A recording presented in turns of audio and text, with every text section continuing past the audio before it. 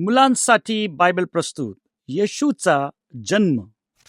फार पूर्वी देवाने मरिय नावाच्या एका सुंदर तरुणीकडे गब्रियल नावाच्या देवदूताला पाठविले. त्याने तिला सांगितले, तुला एक मुलगा होणार, ज्याचे नाव येशू असेल. तो देवाचा मुलगा म्हणून ओळखला जाणार. तो सदाकाळी शासन करेल. हे कसे शक्य आहे? आश्चर्यचकित झालेल्या तरुणीने विचारले. मी आजपर्यंत कोणत्याही पुरुषासमवेत राहिलेली नाही. देवदूताने मरियला सांगितले की हे मूल देवाकडून येणार. त्याचा पिता कोणी मनुष्य असणार नाही.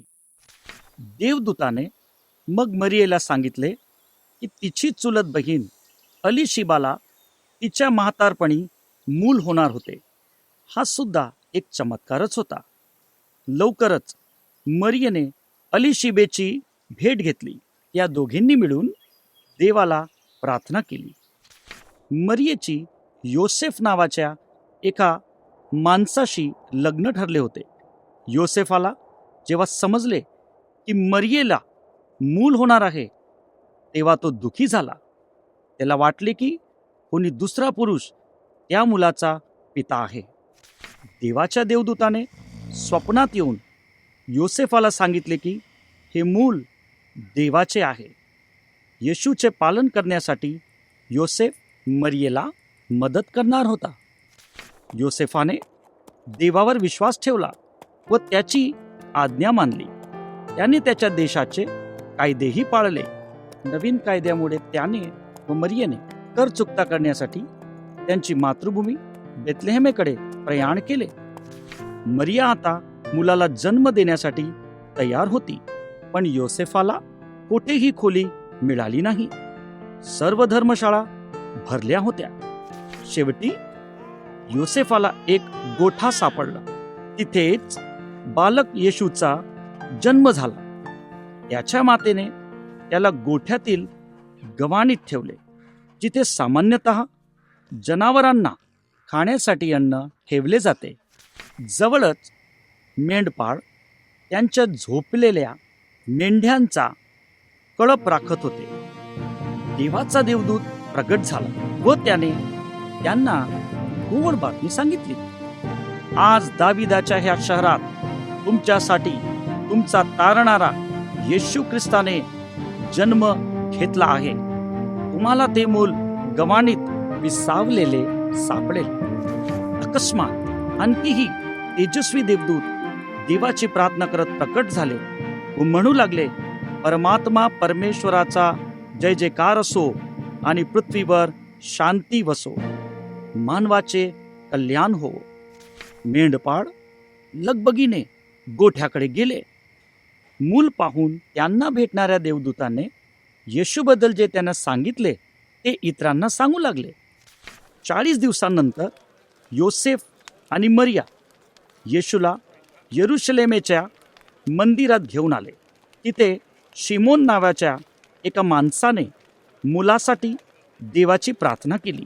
तसेच प्रभूची आणखी एक सेविका म्हातारी हन्नाने आभार मानिले. दोघांनाही माहीत होते की येशू देवाचा पुत्र, वचनबद्ध तारणारा आहे. योसेफाने 2 पक्षांचा बळी दिला. देवाच्या कायद्यानुसार गरीब जनतेने प्रभूपाशी त्यांचे नवजात मूल घेऊन येताना आणवयाची ही भेट होती. काही काळानंतर एका विशेष ताऱ्याने पूर्वेकडील दिशेच्या विद्वानांना यरुशलेमेचा रस्ता दाखविला. यहुद्यांचा राजा म्हणून जन्माला आलेला तो कोठे आहे? त्यांनी विचारले. आम्हाला त्याची भक्ती करायची आहे. राजा हेरोदाने त्या विद्वानांविषयी ऐकले. त्रासून त्याने त्या विद्वानांना सांगितले की जेव्हा त्यांना येशू सापडेल तेव्हा त्यांनी त्याला कळवावे. मला सुद्धा त्याची भक्ती करायची आहे. हेरोद म्हणाला, पण तो खोटे बोलत होता. ताऱ्याने विद्वानांना नेमके मरिया व योसेफ लहान मुलासह राहत असलेल्या जागी नेले. प्रार्थनेसाठी गुडघे टेकवून त्या प्रवाशांनी येशूला सुवर्णाच्या किमती भेटवस्तू व अत्तर भेट केले. देवाने विद्वानांना गुपचूपपणे घरी परत जाण्याची चेतावणी दिली. हेरोद संतापला होता. येशूला नष्ट करण्याच्या उद्देशाने त्याने राज्यातील सर्व बालकांना ठार केले. पण हेरोद देवाच्या पुत्राचे काहीच वाकडे करू शकला नाही.